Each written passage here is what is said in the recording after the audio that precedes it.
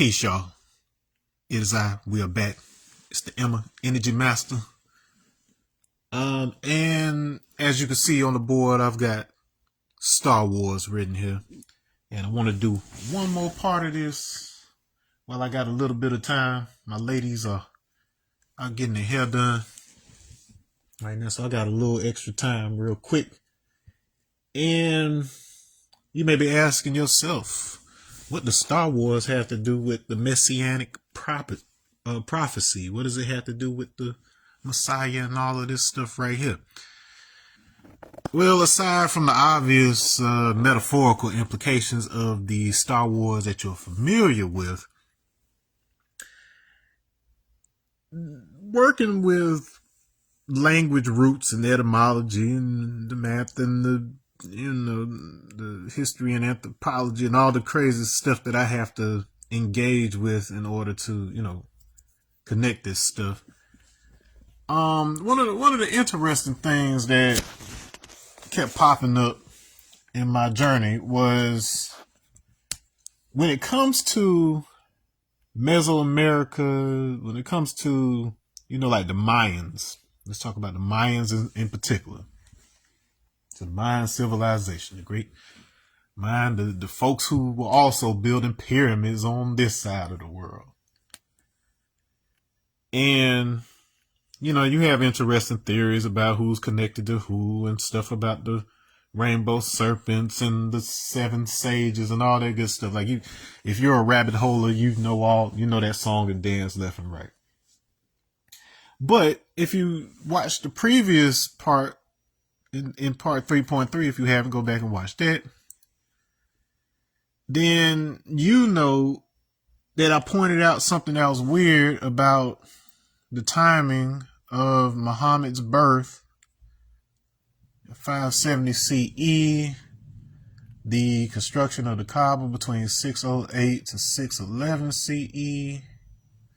Later down the line, other significant dates I want to point attention to is the exactly 100 years later, you've got the Andalusian Moors who go into Europe and then start their rule up until 1492 when Columbus sailed the ocean blue. And then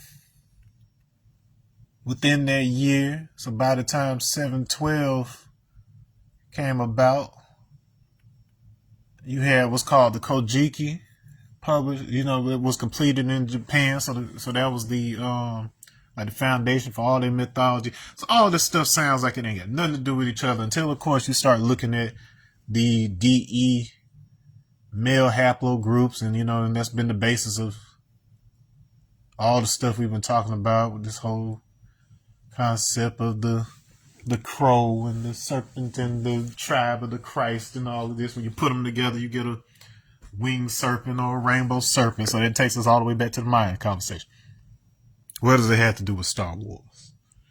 Okay, so when dealing with Mesoamerica, dealing with the Mayans and different languages, it's like Old Tupi, and I want to say Guarani is another one of those. So you got a number of indigenous tribes over there that are descendants from the Mayans, and so they bring a lot of those same mythologies and phonemes and their speaking and all that stuff along with them in these new versions. And so one of the most interesting ones that I came along with, so that we deal with the leopard, so the symbol of the leopard in West Africa and its association with the third eye and the stars in the sky and all that good stuff.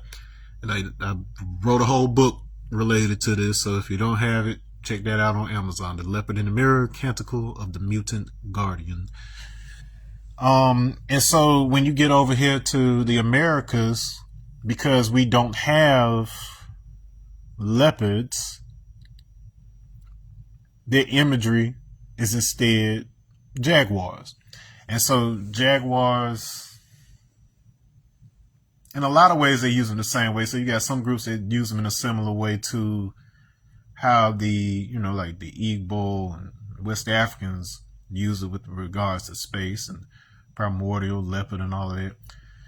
But then you have they were a little more warlike. So if you want to dig into theosophy, remember I told you before that the Atlanteans, the first root race of the Atlanteans were the Ramoahal, who started out in West Africa, and then they left, they went north, and then, you know, went up into Europe and Scandinavia, whatever else, and eventually became like the Nordics and stuff over many years. And then you had so the third root race, the Toltecs, were the ones that were ultimately the ones that were in the Americas, and eventually started moving back, you know, around. So we just basically keep going around the globe. And so when they end up back in Africa, that's when you start moving into the Turians and then the rise of the Aryan era of humanity. And then once again, it has nothing to do with color or race. They started out in what is present day Ghana, and then, you know, and then they gradually, you know, the changes that happen, and then you end up with Berbers and whoever else. But everybody that's on the planet right now is essentially an Aryan, and then purely in the theosophical sense, not whatever white supremacy made it mean later. But everybody's part of the Aryan era of humanity, and you still have people who have traits characteristic of previous eras of humanity, including Atlantean and Lemurian before that. So pretty much if you're a black person on the planet, you basically have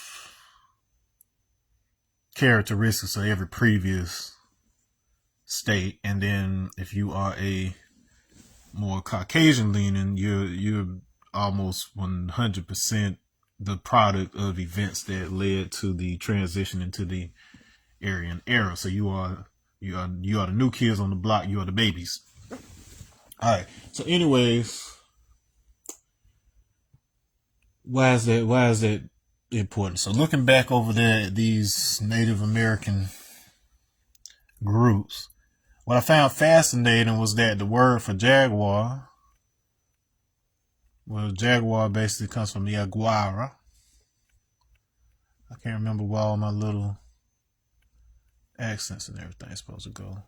So forgive me if I'm leaving some now. I know it's another one in there somewhere, but Yaguara and Iagua.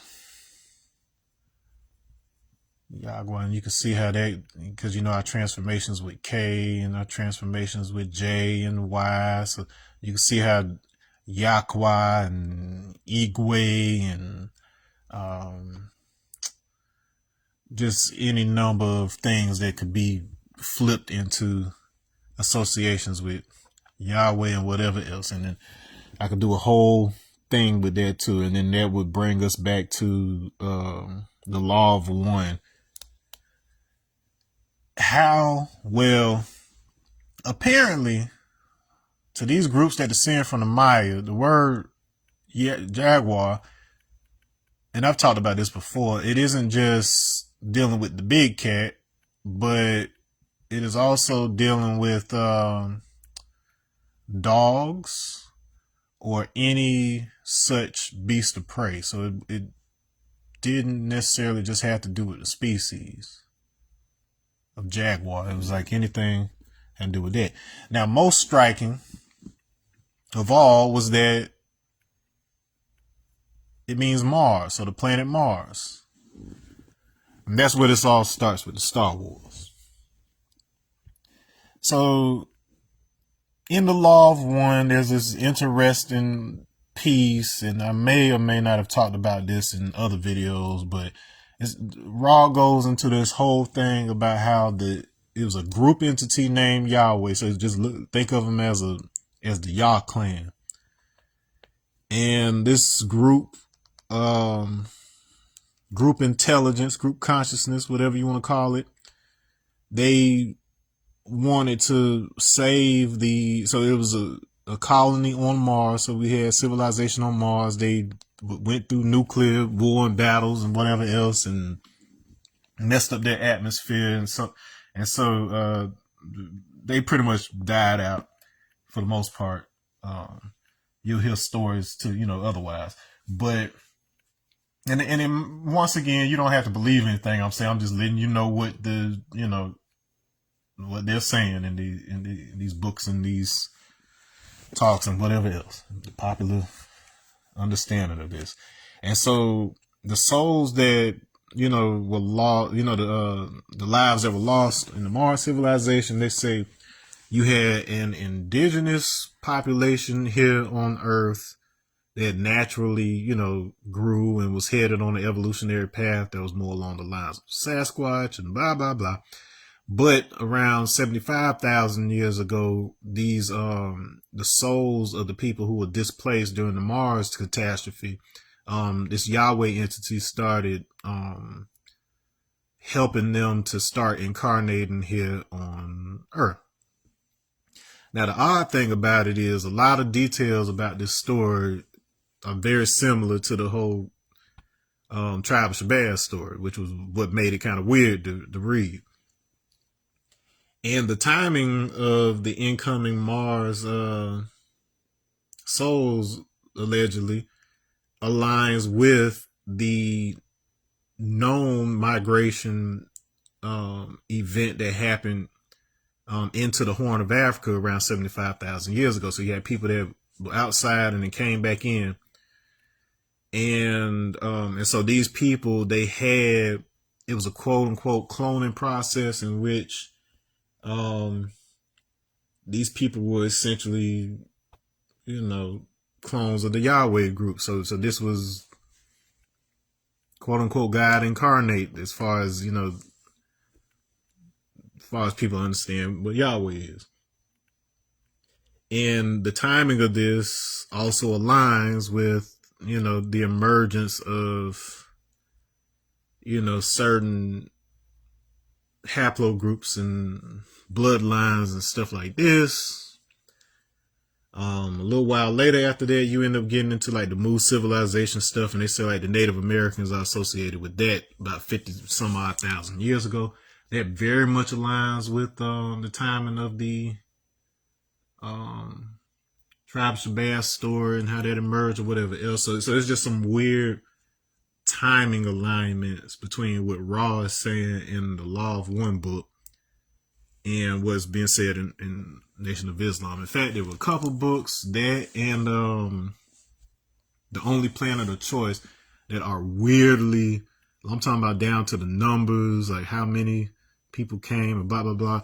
Like how many alignments they have with what's taught by Nation of Islam. And I know these folks did not have their behind in a mosque somewhere. So the fact that they still were getting the same info is very fascinating. But anyway, so this whole thing about the Jaguar, the big cats, Mars.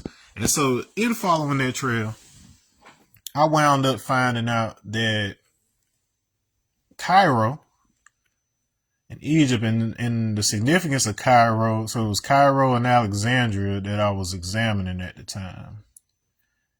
Because if you were to place the Congo cosmogram, remember that's our original Teth symbol, but this is a Congo cosmogram, how they track the movement of the sun and the movement of human life in and out of the spiritual realm into physicality and whatever else. So relevant. I realized that if you place this such that the center was in Egypt, the Great Pyramid or whatever else, what you get flowing out to the east is the Silk Road, major trade route, a lot of exchange of culture and religion and so on and so forth along there. And if you go up and down north to south here, you end up going along what they call the Nile Highway. So the route that leads all the way down to the source of the Nile, which is in Central Africa. So Democratic Republic of Congo, Uganda, basically the region that cinematic Wakanda is partly based on, in addition to other, areas closer to South Africa. And so, so you got this route. So you got this corner right here. So this is why I was looking at the center, because based on the things we've been talking about, I was looking at the center here, where the pyramid would be. Okay, and so apparently you got to bust this right near Cairo and Alexandria, and then you headed on the Silk Road. Now, Cairo actually, this is a more relatively recent development, not hella recent, but like I'm talking about like maybe like 10th century, whatever else. I want to say that year was 989, 979, something like this. Is where it got this particular name. But it was based in an Arabic word that is a name from Mars that basically means the victory. Okay, so Cairo basically means the victory, and that is the name of Mars. So we got the Jaguar that somehow has something to do with Mars. We've got over here Cairo having to do with Mars, and then the priests that were here, the Sim priests I told you, they do the opening of the mouth ceremony and stuff. They wore the leopard skins. Wearing leopard skins is an important sort of symbolism throughout Africa, but in particular with the priesthoods. There's a whole story about Anubis skinning Seth, who was trying to interrupt the ritual to revive Osiris. So we keep on getting these themes of resurrection, the leopards, and if you read my book and you know its association with the Divine Comedy, then Dante, he even associates the leopard with an encounter as he's going into purgatory with Virgil and all that. So these are themes that have been consistent throughout literature and human thought for a long time. And these stories parallel the development of Christianity and Catholicism, and the relationship between the Catholic Church, the Portuguese, and the Knights Templar, who became the Order of Christ down there in the Congo, and then you got the royal line. So all of this is entangled. So everybody's relevant to everybody. But the issue we got is what's going on with these Mayans. Now, like I said before, once you start digging into this 19 code stuff, and you start seeing those dates that pop up relative to like Muhammad and the writing of the Quran or whatever else, you start realizing that, okay, all of these people are operating the same on the same clock. And I can go ahead and tell you that it all ties back to Babylonian astronomy, among other things. And the whole Shabazz eagle of data. So we're all tied into this same thing. Okay. And so while they had going on what they had going on in the East, over in the West, with the Mayans, they were doing very similar stuff. So if the archaeologists and everybody else say that these people did not have contact with each other, you have other sources that suggest that, we were going back and forth along the currents of the Atlantic, back and forth between South and Central America, and then going, to West Coast of Africa, back and forth. People can argue among themselves as far as that go, but at the very least, before these people left and went across the land bridge, like they say, they already had this same system. So everybody was using the same internet, quote unquote, using the same watch. And this is what brings me to the Star Wars. So what we're going to do, I'm going to jump over here to the laptop, and I want y'all to get, engaged with the same conversation I was having, because, I already showed you in other videos, like how I just bounce questions off of the AI just to see, what insight is it going to give us, different things like this. And so Star Wars, in short, is something that Mayan civilizations, the Mayan civilization, like the different tribes and whoever else, the Tikal or Copan, these folks would have ritual combat, which is very weird considering that Mortal Kombat 2 film is coming out pretty soon.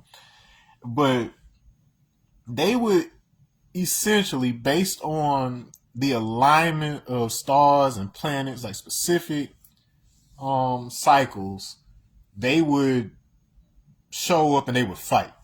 They would just be like, oh, it's Saturday the 3rd, time to go beat ass. And so they would just show up and they would have ritual war. And so let's just look at some of this. So what's going on with this? All right, so in Mayan cosmology, a blood moon, a total lunar eclipse, or a red-tinted celestial event was often interpreted as the jaguar god of the underworld attempting to devour the moon. The color red associated with Mars, the planet of war in the underworld, okay, intensified this fear. So you would basically have this cycle where Mars would show up near the moon, and then you would get this blood moon, and then they mythologized it that the jaguar was trying to eat the moon, and so it would basically look like two red eyes in the sky. So keep that in your mind. So this idea of the two red eyes in the sky when these two celestial objects come close to each other. Now Mars is the culprit. It says the Maya tracked the 780 days. So remember that 780 I was talking about at the end of the last video related to the square root of 0, square root of 7, square root of 8 as the missing cube that links us from the third dimension to fourth dimension. Okay, so the 780-day synodic cycle of Mars with precision, they tracked this. When Mars was in close conjunction with the moon, it was viewed as the celestial jaguar actively stalking or attacking the lunar deity. So this is how jaguar got associated with Mars. Now, we've talked a bit about the 5-petal flower shape that the Venus synodic orbit makes over the course of 8 years. Or was it 5 years for them, 8 for us? So the 8 to 5 ratio of our orbits. Oh, it's the same time. And so in other words, by the time it's been 5 years for us, it's been 8 years for Venus because of the speed and size of its orbit. Anyways, with Mars, it's fascinating because it has 7 or 8 petals depending on the timing of it, and then even with the 7th and 8th petal, they kind of merge a little bit. So it's not a perfect petal arrangement, and it alternates, it fluctuates. So in a lot of ways, the shape of this Mars orbit period, it resembles what we see happening with the exclusion of the square root of 7 and square root of 8 when it came to those cubes. So that tells us that it's basically it's the connection to 4-dimensional time cycle geometry as well as the cosmic background radiation. So microwaves are a way to send information. All right, and we got infrared, so we got phonons and sound. So all that is involved for some reason with this Mars. Now here's where it gets juicy. Okay, so War Moon, these alignments were not just mythological, they were used to time Star Wars, ritually timed military campaigns. A Mars Moon conjunction in 767 CE, so this is during the time, like not long after the Moorish rule. 767 CE would have been seen as a divine mandate for war or a major ritual at sites like Tikal or Copan. Now, if I recall correctly, something similar was happening over in Islamic Europe and wherever else, where these events would typically happen before you would have turmoil and stuff within the caliphate and within the empire and all of this stuff on the Moorish side of things. So in other words, what I'm saying is there is an underlying operating system of timing that is guiding the actions and the thoughts of these people at the same time. All right, so let's keep digging into the conversation here. All right, so let's see. Is there anything I want? So yeah, they would make a bunch of noise. They had all kind of rituals they would do to respond to when this stuff was happening. So we don't need to get into that. And so I went through and I'm looking at various days. I want to see how often these Star Wars events happen. Why? Because I don't know if we talked about that, but if you've noticed that on my profile, um my not subtitle, what's the nickname on my Facebook page, it says Omo Goon. And so, like I said before, when I connected with my Yoruba heritage and actually, you know, worked with a Babalawo, it was determined that my head, I'm connected to the war god Ogun. And so that was weird for me because I'm a 5%, so I'm all about peace. But then I had to understand that the purpose of a war, Risha, is to end war. So it's dealing with the inevitability of it, but also knowing how to prevent it, how to end it, all of that stuff. And he's very much associated with metal technology, AI, all of these things. So it's very interesting and convenient that that's what so understand with us, we don't deal with existence and entities and spirits and souls and life or death the same way that the Westerners do. It's not something external from myself. And it's not saying that, oh, I go out here and I worship this other thing. I serve Lord and Master. You know this. So what it is it's saying that based on your makeup, your essence, your timing, your all of this stuff that came together to make you, your lineage, your ancestry, based on all of those things, my energies lean toward that network. So we got a collective shared network of souls and potentiality. So even if you get into quantum potentials and stuff like that, because we're in a physical body and we live in a physical world with real limitations, even though there's a lot of possibilities out there, there's things that have a higher probability of happening based on those specific limitations. And as a result, we each, as a manifested personality in this space, we resonate more heavily with one set of probabilities than the other one. So it's like, so if we know which timing and everything else that we're more closely associated with, we can kind of predict and draw our path until we are mature enough to be able to, create a stable path, independent path for ourselves altogether. So that's there's a lot more to that, but then that's the basic understanding to have of it. And so, as being associated with Ogun in this war, I started looking at the current conflict in the Middle East and aspects of it, and a thought occurred to me. Well, I was like, wait a minute, this is a pretty stupid war. Are these people having planned ritual combat? Are they doing the same thing that the Mayans would do? Are we in the middle of a Star Wars right now? Because we have had like the type of alignments, like we had a recent alignment of all the planets, maybe about a month or so ago, and a couple of other significant alignments, blood moons, whatever else. So like looking back at the timing of these things, like matter of fact, now that I'm thinking about it, even when those first missiles from Israel were going out in 2024, it was during this time. So it's like, so this tends to fall, depending on the year, it would be different times, but it tends to fall for whatever reason, like right around Columbus Day. Okay, like that's when my biological father was born. The story of Columbus and they sailed the ocean blue.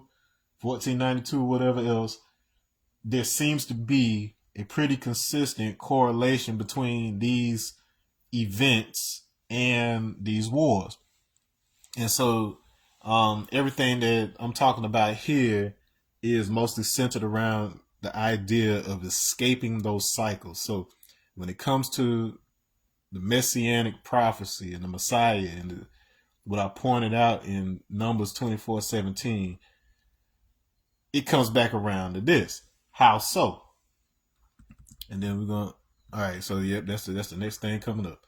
How so? Because there's one question that needs to be answered. One big question that needs to be answered. Who came up with this messianic prophecy? Who is the person that first gave this idea that there was somebody coming? They didn't say what his name was. We eventually associated it with Jesus, and then the Jews said, no, it's not Jesus. And then everybody's been fighting and blah, blah, blah. Who can we hold responsible for this? Who got us out here having Star Wars? Do you know? Don't worry, I'm going to tell you. It's a cat by the name of Balaam.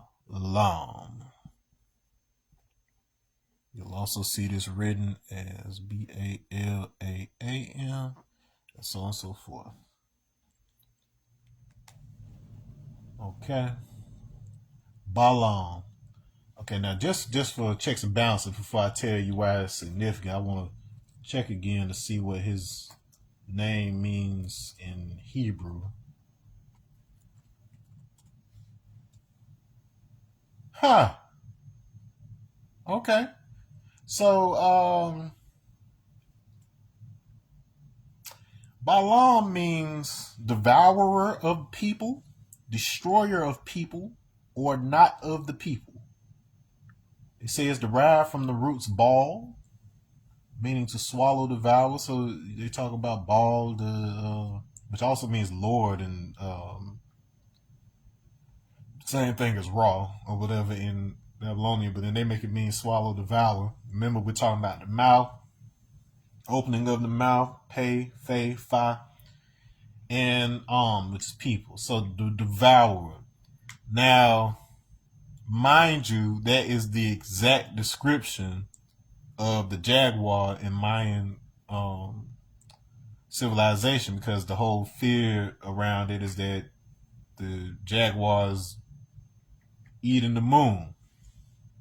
He's attacking the moon. Oh, it's bloody. He's attacking the moon.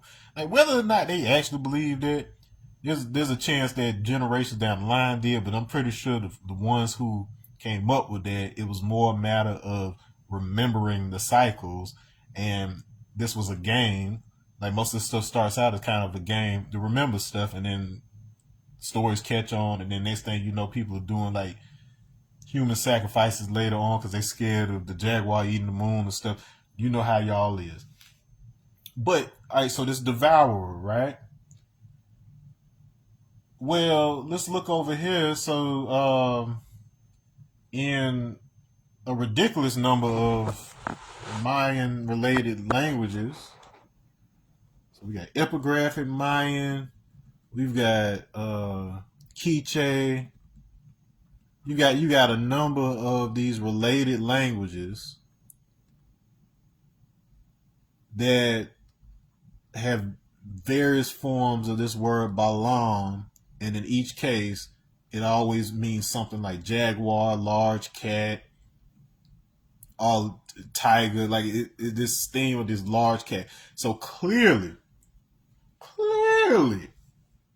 we've got enough to establish a match here, okay, a theme. So, in other words, they're telling you that the prophecy of the Messiah, before it was made to mean any number of other things, the prophecy of the Messiah, this idea that a star would rise out of Jacob, the usurper, the supplanter, and this scepter, aka tribe, that would rise out of Israel.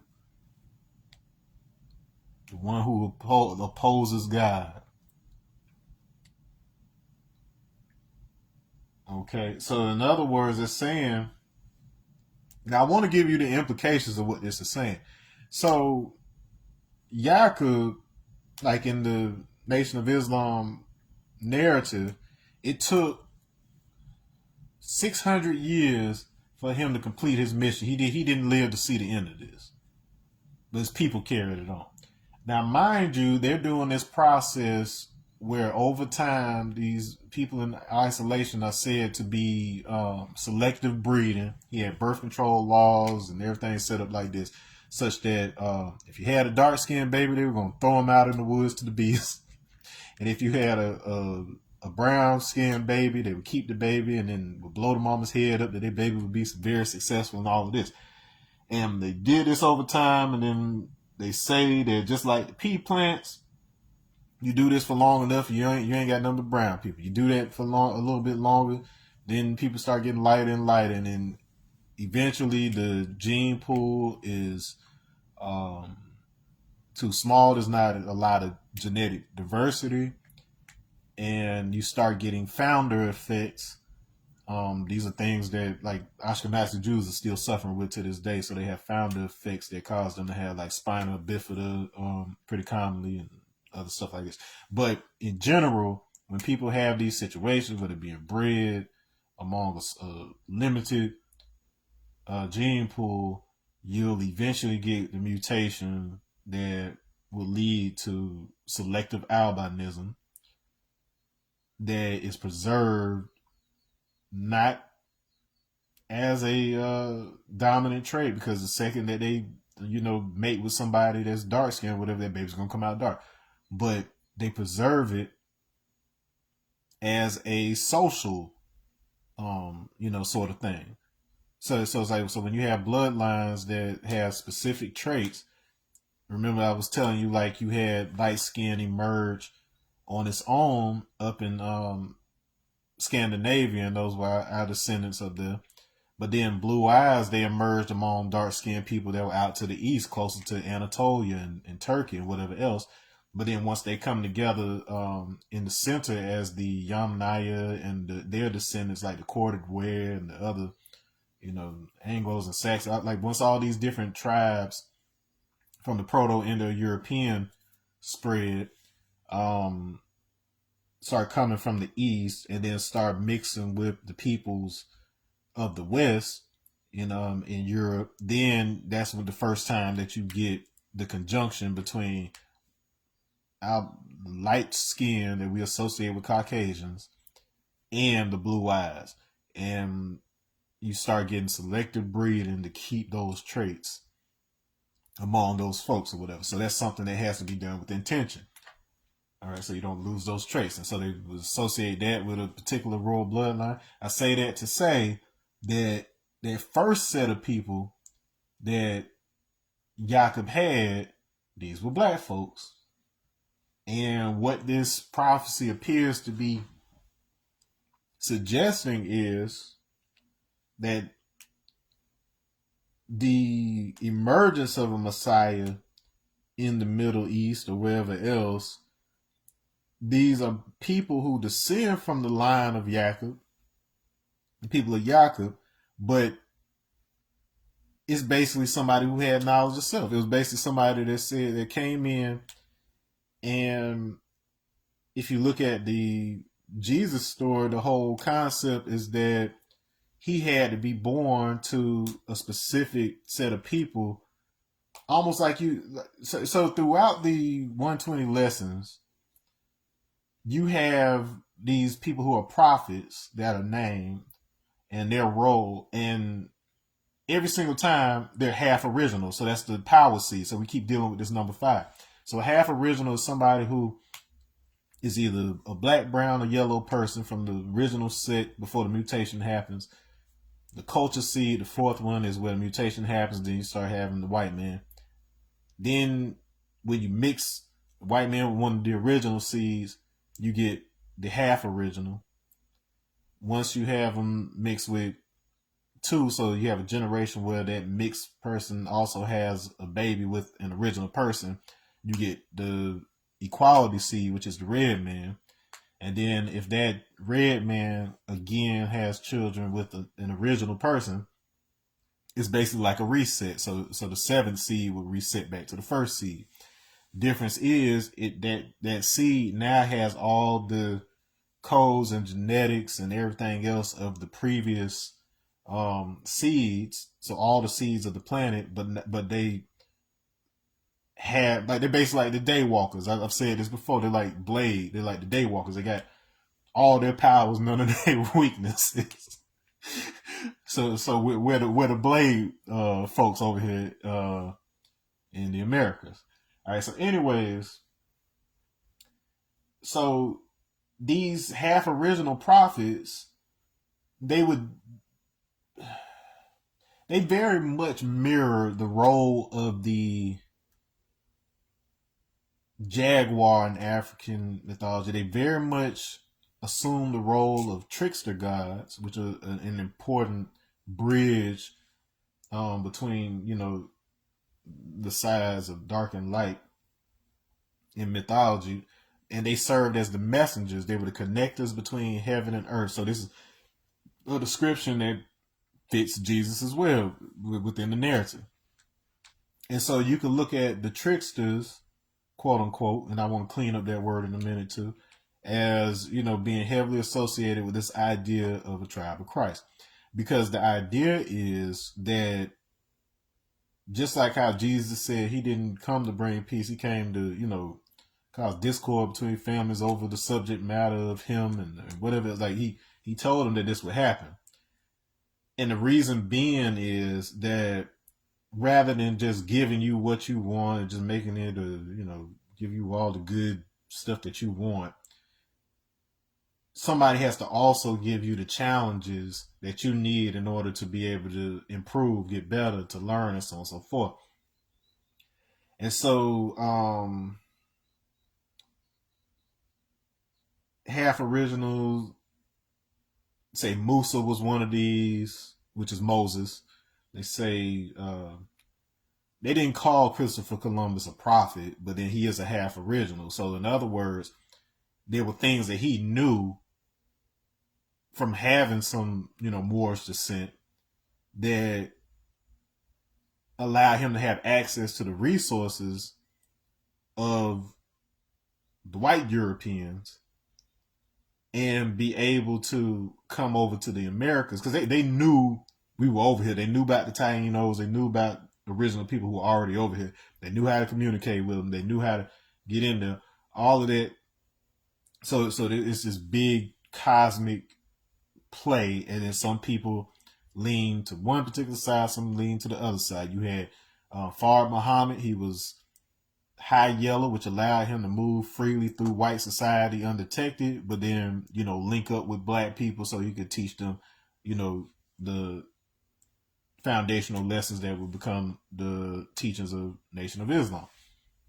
Okay, so this is very much tied into this ongoing theme of the rainbow serpent and the winged serpent and the seven sages and whatever else. They won't talk about cats like Fard Muhammad in those documentaries, like what's his name, Grant, whatever, who has the documentary series on Netflix or whatever. He's talking all about this Quetzalcoatl and Kukulkan and all of that good stuff in terms of somebody who was going around teaching people how to build pyramids and build civilization.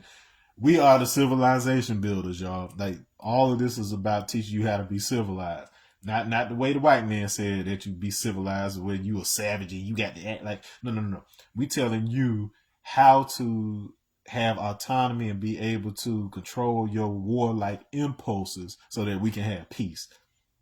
That they're acknowledging that it's in your blood to be warlike, but you still making the choice. Remember what we were talking about, the serpent and the dragon. It's like you have that in you, but you also have the discipline to use it only to be a protector of the peace. Okay. Boom, boom, boom. All right. So I say that to say that this tribe may have initially started off, something like that. And as people branched off, and then they said, you know what, I don't like the direction that this is going. That's pretty much how Islam came about, with the Judaism and the priesthoods and whatever else, they were starting to become quite controlling and materialistic and everything else. And they were arguing with the Christians, and you had people that were just tired of it all, and they left and they went off into the desert. And then when Muhammad emerges, he's teaching these folks, and so basically, his initial mission is to show them that we were all children of Abraham. So Abraham is the foundation of the mathematics and everything else that he got from Sumer and Shinar, from that region right there. So he had the knowledge of the sun, moon, and star that was brought over there from those who left North Africa in the first place. And so he was using the math to realign that. So if the details of his life are very much mathematically aligned, you can either look at that as divine alignment, or it was intentionality that was way more important. And I would say it may be the latter, because even in the history of our law that we learned through 5% Nation, you can tell those dates are very, in just some of the numbers that are in that 26 item history are specifically aligned in a very similar way to the life of Muhammad, such that you're able to remember, like even down to the number of firstborn that he has, and like the 23 scientists plus one who came late. Like all of this is stuff that pops up even in like Only Planet of Choice, where they talk about there were these like 24 ET races that had something to do with the development of humans outside of Africa. And then you've got the 23 scientists, that, being associated with the autosomes of your DNA, and then you've got the 24th, which is the sex chromosome, that you get from your parents, right? So like all of that is encoded in these stuff, and for whatever reason, everybody is drinking from the same water fountain with all of this. But whoever needed to get these people out of their funk and what they were doing, they had to be born from among those people. So in each culture, you'll have people associated with this tribe of Christ that incarnate to a specific people that they are going to be the ones to help. So it's like, so maybe Pac was one of these, for all we know. He had to be born, in America, in the circumstances that he was born in, so that he could have the impact on that specific people. That might not have been what was needed over in Mecca. So Mecca might have needed, somebody who looked like them, the people that was in the mountains and the deserts and whatever else. All right, so let's bring that back over to the Messianic prophecy. So I started asking some questions. I'm like, I'm trying to see how close one of these Jaguar moon, one of these 780-day Mars cycles would have happened to the time of Balaam. And what it told me is Balaam's prophecy in Numbers 24:17 is typically dated to the 13th century BCE, roughly 1200 to 13 BCE, a period when the Israelites were nearing the end of their Exodus journey. Searching for a celestial alignment involving Mars and the moon that mirrors the Jaguar significance from the 767 CE event in this ancient time frame reveals a notable occurrence on October 13th, 1222. So Columbus Day weekend, that timing. So the date, so around 1222 BCE, during the late Bronze Age, astronomers have noted significant planetary alignments that would have been visible in the ancient Near East. Similar to the 767 CE event that I mentioned, the moon and Mars reached a point of conjunction, appearing very close in the sky. In ancient Mesopotamian and Levantine cultures, Mars, often associated with the god Nergal, was linked to war and destruction, similar to the Mayan Jaguar associations. The prophetic connection, Numbers 24:17, speaks of a star that shall come out of Jacob and a scepter that will rise out of Israel. While many theologians interpret this star as a metaphorical reference to the future king like David or Jesus, The Magi in later traditions likely associated this prophecy with specific physical astronomical events such as planetary conjunctions. As I've demonstrated already with respect to Pascal's triangle, we're talking about geometries that are communicating a process associated with incarnation and interdimensional communication. Y1222 says that this date falls within a general scholarly window for the life of Balaam and the composition of the early portions of the Pentateuch. So that's the first 5 books of the Bible, which constitute the Torah. In the cycle of Mars, which repeats its relative position to the Earth and Moon roughly every 780 days, a cycle the Maya later tracked meticulously, the 1222 BCE alignment would have been one of the most visually striking war moon or jaguar-like appearances of that era. So it's very possible, even historically, what I'm talking about here. So I got curious. I want to know when it happened around time of my birthday, and we had a Mars moon while my mama was pregnant with me during October 17th. Some other stuff. So 6 days prior. Okay, actually it was on the 11th, so that was on my biological father's birthday, the year I was born. And then during that week, you had a very deep blood moon. So you had the blood moon and the conjunction during that same week. Okay, a lot of omens going on that year. Let's see, there was a lunar occultation of Mars that August. There was all kind of stuff going on. Okay, so we're looking for events that happened around the time of Jesus. You had some stuff that happened around December, and you had a total eclipse associated with King Herod's death.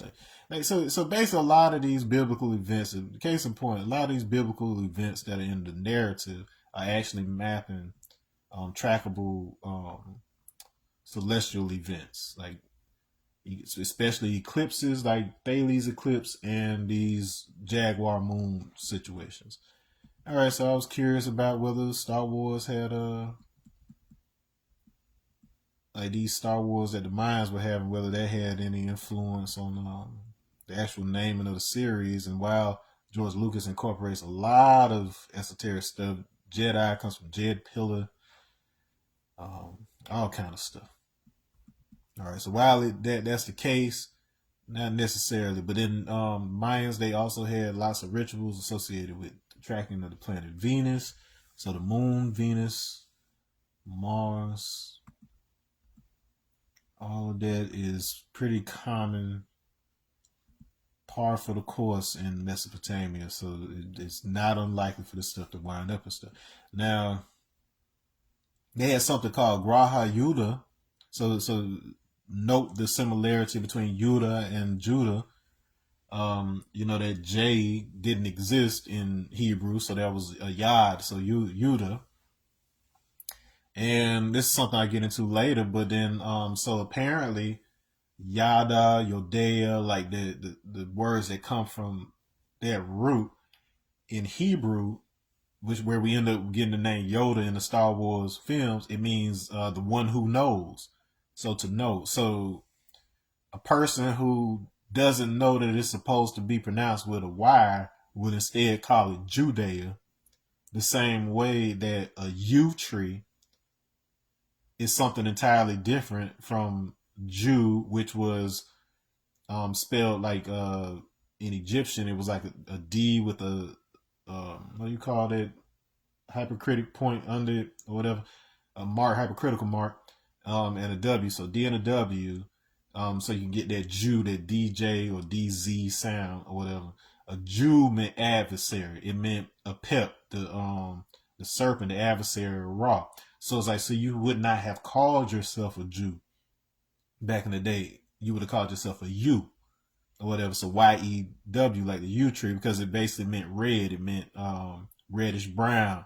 And so this was a word, the etymology of Ethiopian was associated with that, Cushite. All of that stuff dealt with being red brown in appearance, the color that we are, because we ain't fresh off the continent. Black Africans, we were people that were in higher elevations or in the Arabian Peninsula, the Yemen. We were in these other areas, so we were still black, but we were like reddish brown color, like my color. Well, I'm red as hell on this camera. Yeah, I'm Mars colored, y'all.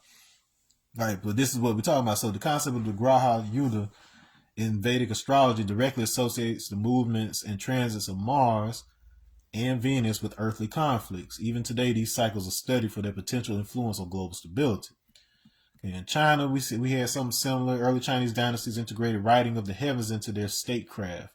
So this was part of the laws. The laws are being run on a astronomical calendar, y'all.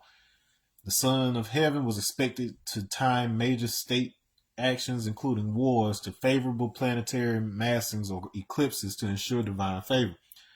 Greco-Roman world, while Europeans famously assigned war characteristics to Mars rather than, the Mayan Venus, their military campaigns were frequently preceded by consulting oracles and celestial omens. The Romans, for example, often delayed or initiated battles based on favorable lunar conditions. So they would stop a whole war or start a whole war based on specific astronomical alignments. Okay, and so we're not going to go through all of this. You can see how the war planets were handled, and so this is where I started getting curious about the Thales eclipse. So I was asking, I'm particularly interested in the timing of the war that is said to have been stopped by Thales eclipse in 585 BCE. Were the Lydians or Medians part of cultures that followed similar astronomical timing for battles? It says, while there's no record of the Lydians and Medes having a ritual Star Wars cycle like the Maya, they were part of a broader Near Eastern culture of omen-based warfare. So basically just saying they had the same sort of thing. But it says that when the eclipse happened, even though Thales predicted it, when it happened, it scared the mess out of the Lydians and the Medes, and that's what made them stop fighting. So this goes to show you that the Lydians and the Medians, whatever culture they were from, it didn't have this. Thales, being the first of the great sages of Greece, him like all the other Greek philosophers and whoever else, they were students of the Egyptian mystery school. So they learned everything he knew about astronomy and whatever else from the Egyptians. Now the Egyptians, they had Babylonian calendars and celestial tracking as well, because during the Nakeda period or whatever, like you had people that were there before. So I'm not saying that they got all of their stuff from the Babylonians, but what I am saying is that the people who went to Sumer in the first place, from which the Babylonians inherited this stuff, they were from, the African continent to begin with. So it was just like returning their own stuff to them. So you would often have these cycles where a people, they would migrate out, and so the people who sprung up in their place would have vague memory of the teachings from the previous, era, but then might not have all the pieces. And so when these cultures would come back, they'd be introducing it like it was something new, but it would actually just be reinstalling the software, like I've talked about with Christianity, where it was like in the Congo, this cat, when they looked at Catholicism, they're like, oh, okay, that's all our stuff. You just changed the name of this ancestor to that saint, and you changed the name of this Orisha to angel, and so on and so forth. So they recognized their stuff once it was brought back to them, is what I'm saying. And so similar thing happening here with the alignment of these Babylonian and these Egyptian related cycles. All right, so it says, so they were terrified. So wherever they were getting this stuff, it wasn't from the same place as him. The Greeks were getting it from the Egyptians. The Egyptians were getting it from a larger, pre-existing time cycle tracking, is what we're saying. Okay, let's see. It says Greek philosopher Thales of Miletus reportedly predicted this specific eclipse. Scholars believe he likely used Babylonian astronomical records, which tracked the 18-year Saros cycle, to forecast the event. However, this knowledge was clearly not shared by the military commanders on the field, for whom the eclipse was an unexpected and terrifying sign to end the war. So he was combining his knowledge from Egyptian mysteries with direct access to the Babylonian astronomical records, and predicted this eclipse. Okay, and then we covered that he was schooled in the Egyptian stuff. I talk about Cairo. I told you about that, how it comes from that meaning of victorious or the vanquisher, and its association with Mars and Horus. I go through this conversation looking into these symbols, telling the AI to cross-reference, some of the Arab and Islamic astronomy with the Mayan cycles to see if there's any connections. Now, one interesting thing that pops up out of this is that they had some very similar parallels, but then what they had in the Islamic sector was this association with the dragon, as whenever an eclipse was happening, it was a dragon that was devouring the sun or the moon during an eclipse. So you get something similar to what they're doing with the jaguar, and so I brought it to the AI's attention in my next remark that okay, so let me not skip past that. So when Muhammad came along, he's the one that basically got them to stop looking at the eclipse as a negative omen. And the conversation that comes up is because Muhammad's son dies. Wow, it's just hitting me. A synchronicity of that. But anyways, so Muhammad's son dies right before an eclipse, and his people immediately look at the eclipse as a sign of the sky's mourning for Muhammad's son, and Muhammad tells them that has nothing to do with this, and that an eclipse is something to be marveled as as a with the creation of Allah. Like it's what I'm saying, like it shouldn't be something that you should be associating with bad omens, stuff like this. Okay, and so before Muhammad's time, they would associate eclipses with the death or birth of a great person. And so in this case, like I said, it was Muhammad's infant son Ibrahim that had passed, and they were trying to associate with that. Now, keep in mind this name of Ibrahim. So Ibrahim is the Arabic form of Abraham.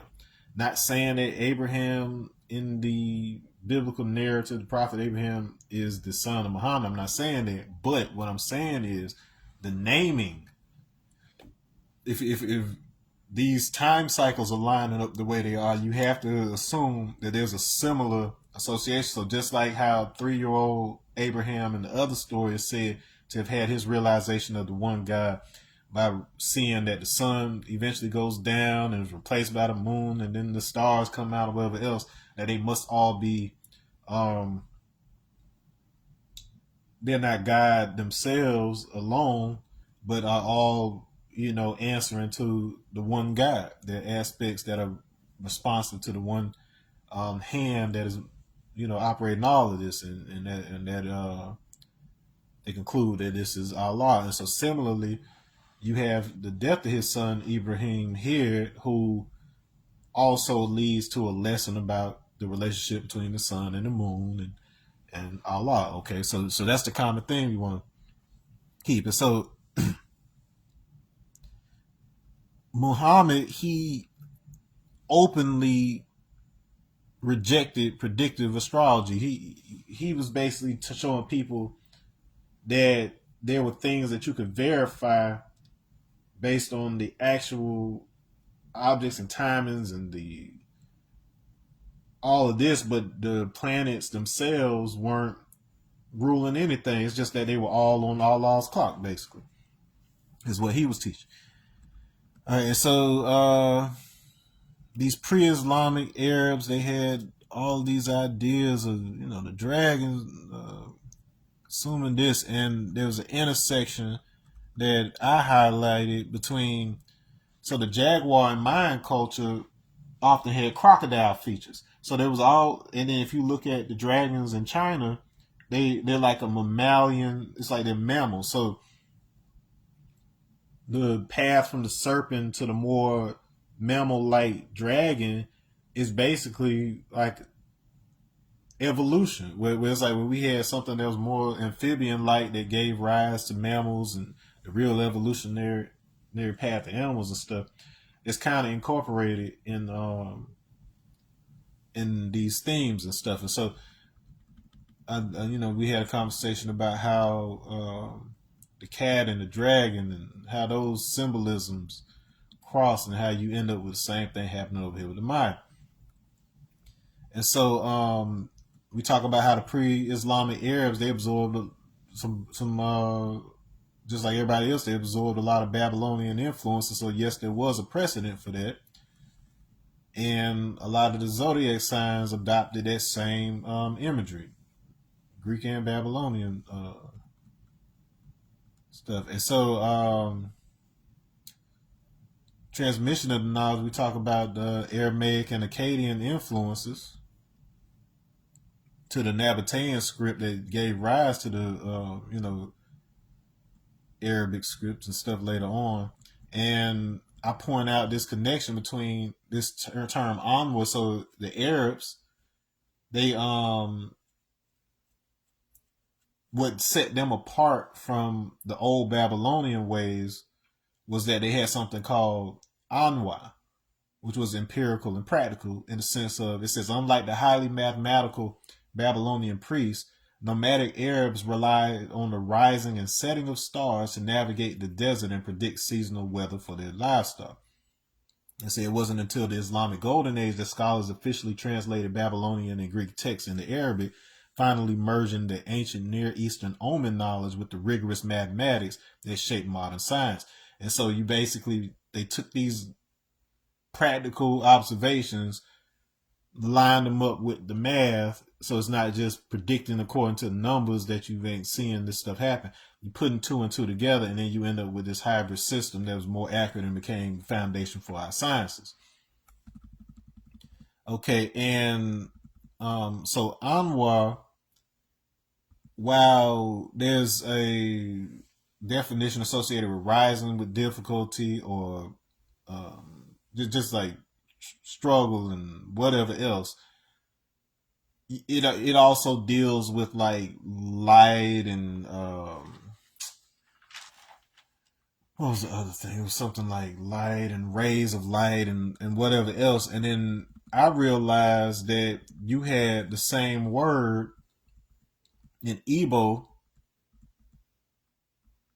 associated with so Anwan Anwu associated with to try and attempt something, rising with difficulty, and it deals with these rays of light. So all in all, you've essentially got a shared usage of this word. So we're trying to figure out like, well, how on earth did the Igbo and these Arabs have the same meanings? And then the obvious answer is the usurpation of the identity of the Yoruba, or on the part of who we call the Arabs now. Because Yoruba are more closely related to the Igbo as part of those Niger Congo groups, right? Okay, and so I point out the similarities with Abraham. It says, just as the Islamic tradition shifted focus from the omen of the eclipse to the ruler of the sun and moon, Odinala, the Igbo religion, teaches that Chi, the personal spirit, and Chukwu, the supreme being, are the sources of light, while celestial bodies are merely their manifestations or eyes. And so this connects to the etymology of Abraham as the father of many, with remember the leopard symbolized the many acting as one. Okay, and so while the Mayans centered their Star Wars on the jaguar, the Igbo centered their spiritual authority on the leopard, who's called Agu. In the earliest age of the world, Ugaaka, the primordial leopard, Aguofu, was the first totem of the Igbo. Unlike the Mayan jaguar, which is a creature of the underworld that attacks the moon, Igbo leopard is a symbol of stealth, calculated success, and strategic silence. They talk about a little bit about Equinzu, the god of war associated with Mars, so on and so forth. Shift in understanding. We go into all of this. A lot of symbolism that we talked about. I talk about how the Nana and Nana and those symbols play into this. Star out of Jacob, the whole idea of the shining prince, the same thing I told you. And so then we get into something that was interesting. There was something in the description here associated with the this concept. So within the Numbers 24:17 prophecy, these words that are being used for destruction and whatever else actually appeared to describe a process of something hot being cooled down in order to change the terms of a substitution or recompensation, a reparation of sorts. And so that's when I realized that it sounds a lot like the shared theme in both when it comes to Egyptian gods as well as with Loa and Voodoo, whereas you have the Petro spirits and you have the Rada spirits, the hot ones and the cool ones. And then in the Egyptian pantheon, it was Sekhmet. She was like a fire goddess. She's a cat goddess. She's associated with the sun, and so she was employed initially. She was like a fierce deity, but then later became associated with like the home and fertility and whatever else. But she had to be sent down to Nubia to cool off before she could return. And then when she cooled off, she would become Taweret, which was like she was like a hybrid animal, hippo, crocodile, whatever. Basically, just like how the dragons in Chinese lore are like these hybrid mammal, reptilian things or whatever. This is what happens to Sekhmet in this story. So we got the same kind of theme going. Okay, and I'm gonna wrap this up in a minute. And so much of this process reminds me of Shambhavi Mahamudra, the initiation that I had, that I asked about it. Like I just to kind of plug these pieces together, I brought up a few things like the process by which, we're balancing the sun and moon within the body and the role that Om plays within that. And then talking about how there's research out there that shows that Tamil language may have influenced some of the Sumerian temple hymns. So Tamil, that's where the dark-skinned folks of South India are, the Dravidians. And it appears to be describing this very same process of lighting up the mind with Om.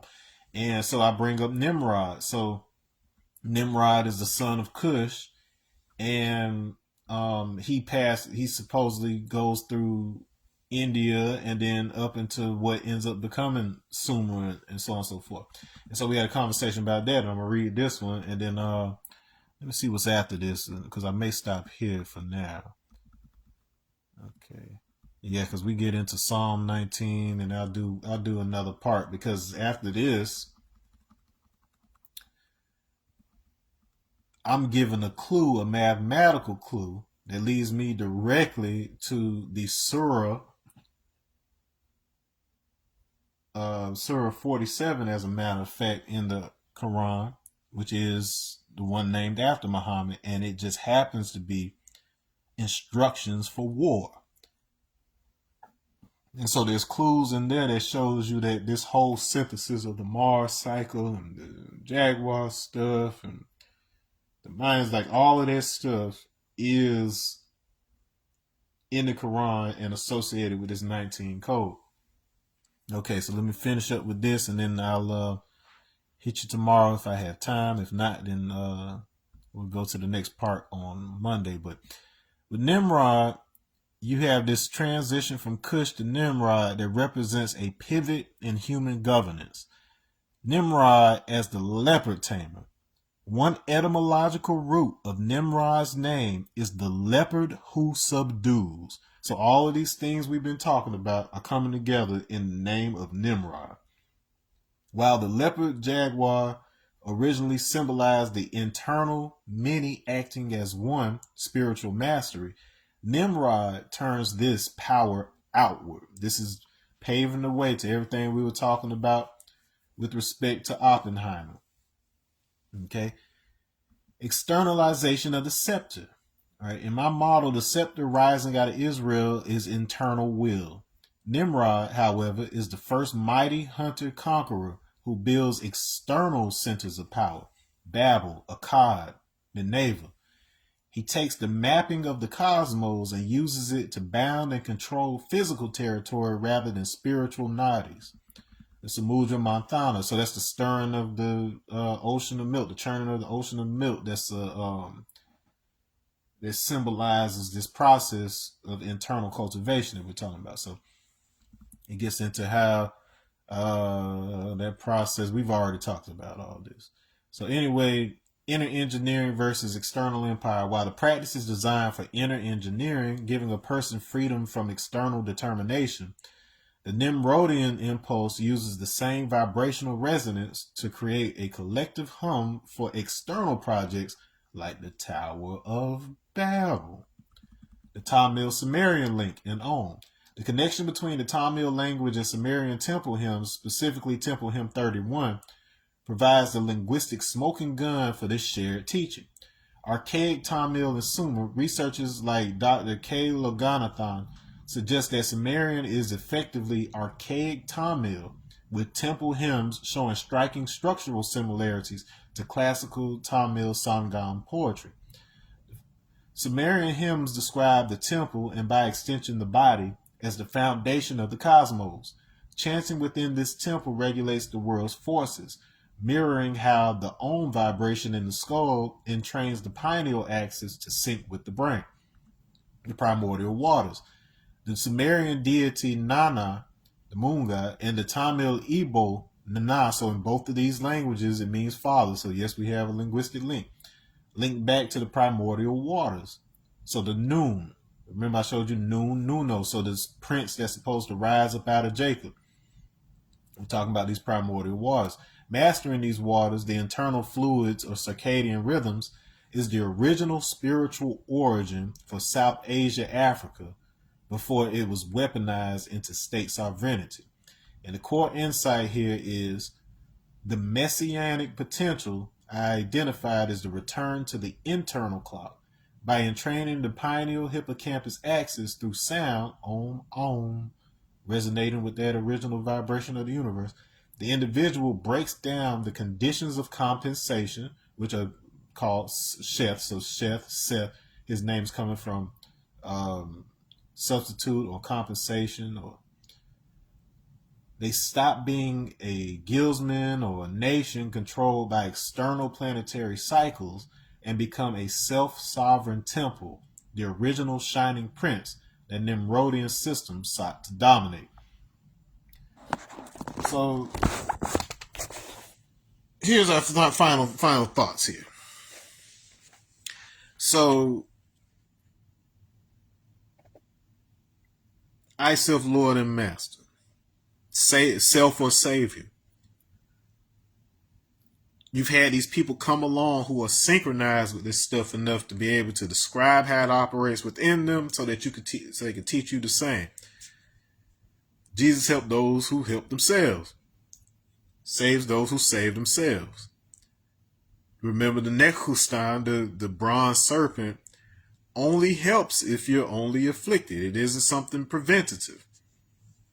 So this is something you have to work out for yourself. You have to look upon the bronze serpent, and the only way you're going to see it is to look within, not without. Because what they're doing with this information, with this knowledge, is they're creating dominant structures. They're fighting wars. Instead of fighting the war within to get their animal nature, their reptilian brain nature under control, they're using this to try to control each other out here. This is the source of war. When you take the battle inside on the internal plane, and we each are civilized and have self-control and have self-discipline, we don't need an outside authority to do it for us. Remember, Jacob did not create prisons for his people. He created laws. And so you can impose laws on people and then threaten them with death, or just like in the 11th degree of the 1 to 14, where it talks about my word is bond, and I forfeit my life by breaking my bond. It's not saying it's a written law where I'm gonna kill you because you didn't keep your word. What we're saying is, when you give your word to something, you're bonding to reality in such a way to where it's starting to form around the word that you gave and the intention that you gave. And whatever was coming your way, if you break your word and you're doing other stuff, that wave that was coming at you for this particular purpose may be detrimental to the path that you've veered off on. And so we encounter that and we experience that as being bad luck or whatever else. But it comes down to the power of your word when it resonates with your actual path and your actual intentions. And so I'm going to end on that note. If I don't see you tomorrow for lesson 3.5, I'm going to say peace, be safe, enjoy your weekend. We're going to pick up with this mystery of 1947. Some of y'all already know what happened in 1947, Mission to Mars. All right, so this stuff gets crazy. See you next time.